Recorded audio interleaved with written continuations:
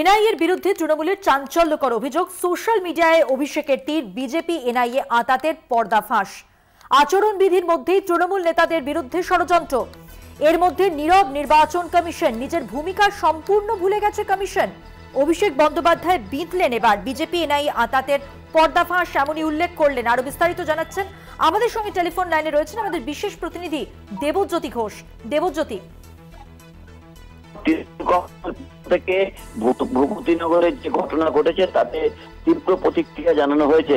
তৃণমূল কংগ্রেসের সর্বভারতীয় সাধারণ সম্পাদক অভিষেক বন্দ্যোপাধ্যায় তীব্র ভাষায় আক্রমণ করেছেন এবং তিনি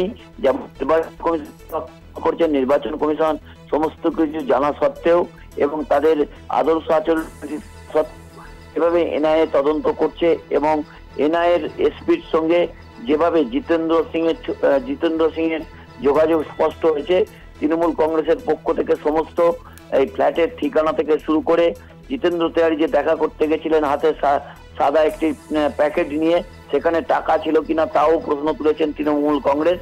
অন্য দিক থেকে যে ঘটনা ভূপতিনগরে ঘটেছে তাতে তৃণমূল কংগ্রেসের পক্ষ থেকে সোশ্যাল মিডিয়াতেও যেমন তীব্র প্রতিক্রিয়া জানানো হয়েছে, তেমনি কিন্তু তৃণমূল কংগ্রেসের দুই নেতা চন্দ্রিমা ভট্টাচার্য এবং কুণাল ঘোষ তীব্র প্রতিক্রিয়া জানিয়েছেন এবং সঙ্গে সঙ্গে যেটা তাদের অভিযোগ যে জাতীয় নির্বাচন কমিশন চুপ করে রয়েছেন এবং ভারতীয় জনতা পার্টি এনআইএ কে পরিচালনা করছে।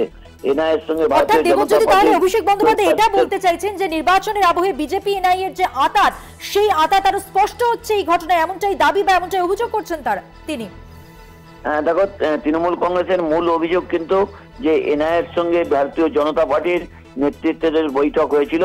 গত কয়েকদিন আগে কলকাতা টিভিতে এই খবর দেখানো হয়েছিল যে এনআইএর কর্তাদের সঙ্গে বিজেপির বেশ কয়েকজন নেতৃত্ব তাদের সঙ্গে বৈঠক হয়েছিল এবং সেই তথ্য আজকে তৃণমূল কংগ্রেসের পক্ষ থেকে তুলে ধরা হলো এবং সেখানে সময় ধরে একেবারে ডেট ধরে যে তালিকা তুলে ধরা হয়েছে, সেখানে জিতেন্দ্র তেওয়ারি গেছিলেন এবং তৃণমূল কংগ্রেসের অভিযোগ যে সেই সময়ই তাদের টাকা পয়সা দেওয়া হয়েছে, সেই বিনিময়ে কিন্তু তৃণমূল কংগ্রেসের নেতৃত্বকে গ্রেপ্তার করা হচ্ছে এবং আজকে মমতা বন্দ্যোপাধ্যায় কিন্তু তীব্র ভাষায় তিনি যেমন ইলেকশন কমিশনকে আক্রমণ করেছেন, তেমনি এই সেন্ট্রাল এজেন্সি ইডি, সিবিআই এবং এনআইএকেও তীব্র ভাষায় আক্রমণ করেছেন এবং তৃণমূল কংগ্রেস সুপ্রিম কোর্টেও যে যাচ্ছে তাও পরিষ্কার।